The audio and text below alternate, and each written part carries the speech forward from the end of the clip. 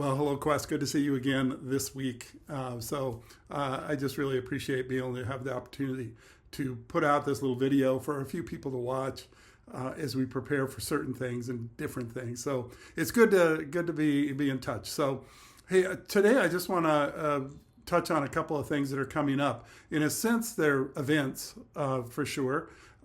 Just to kind of encourage you to engage personally and maybe invite your friends, neighbors, family, whoever it might be. But the first one is obviously is this Easter season. So encouraging you to invite your friends, family, neighbors to join us for Easter because it's such a unique time. Now, I've been thinking about it that the life of Christ is so amazing, if you will. The things he did, the things that he said, that turn the world upside down, turn it kind of inside out. And let's not underestimate the radicalness of what Jesus said and the things that he did. They need to be radical for a world that needs solution and needs answers to some of those really difficult questions that people ask. And they need to keep radically changing us. Sometimes we become immune to the radicalness of Christ, how he turns the world into its rightness.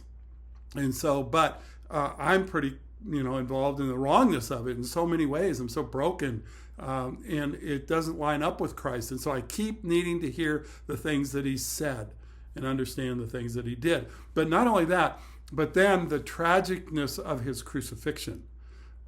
Maybe the most tragic event of all of human history, that they killed him and threw him in a grave.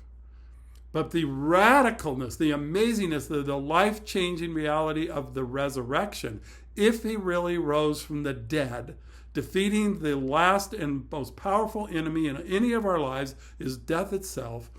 If the resurrection, if he rose from the dead, having never sinned, having never done anything wrong, he's murdered, he's crucified, and he rises from the dead. Now the world changes on that day, right? So if that's reality, then that is for every person.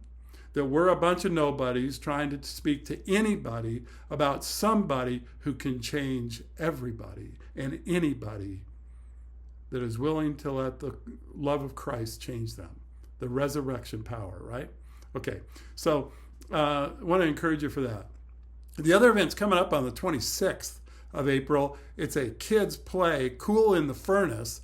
We've had a bunch of young kids preparing for this. It's going to be, I think, a lot of fun. It's a valuable time. It's good for kids to engage and have some fun in some creative ways to not only tell others the gospel and the reality of what God is doing, but to help them learn it too.